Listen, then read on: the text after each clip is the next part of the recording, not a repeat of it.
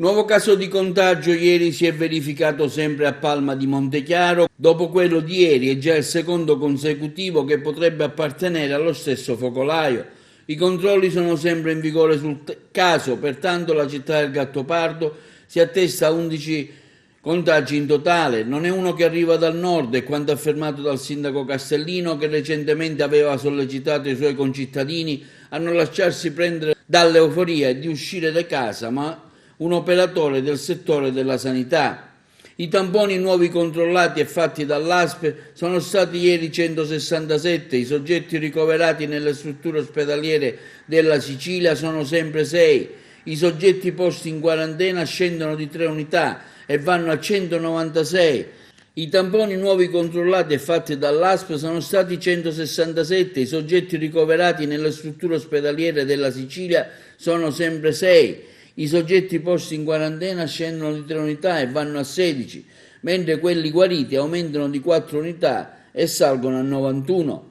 Stabili i decessi a 13 persone. I guariti nei vari comuni registrano lieve modifiche. Uno in più a Campobello di Licata vanno a 5, uno anche a Canicattì e vanno a 6, guariti 2 anche a Porto Empedocle e vanno a 4. Regionalmente i guariti salgono a 1020 unità, più 18.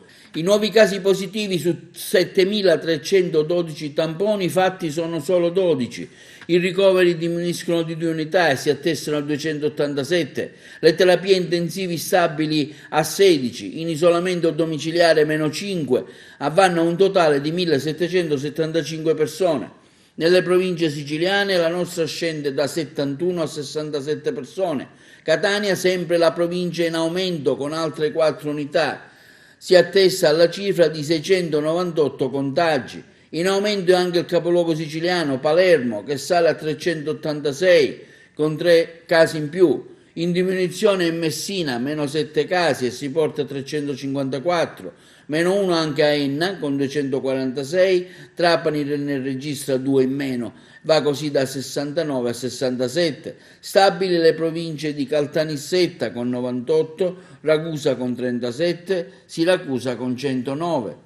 Intanto in materia di Covid-19 ci arriva la comunicazione che oltre 13 milioni di dispositivi di protezione individuale e apparecchi sanitari sono stati distribuiti dall'inizio dell'epidemia fino ad ora dalla regione siciliana tramite proprio la protezione civile, a beneficiarne principalmente strutture sanitarie, case di riposo per anziani, residenze sanitarie assistite, comuni, prefetture, forze dell'ordine, esercito, ex province, carceri, dipartimenti regionali, Confcommercio e Confesercenti. In dettaglio sono stati consegnati quasi 8 milioni di mascherine tra chirurgiche FFP2, FFP3 ed M95, 3 milioni e mezzo di guanti, 1.200.000 tra camici, calzari, tutti e cuffie. Tra gli altri materiali distribuiti anche 52.000 tra occhiali e visiere, oltre 285.000 tamponi e kit diagnostici e poco meno di 40.000 apparecchi sanitari. Il DP e il materiale consegnato proviene da acquisti diretti fatti dalla Regione e dalla Protezione Civile Nazionale, oltre che da donazioni effettuate da privati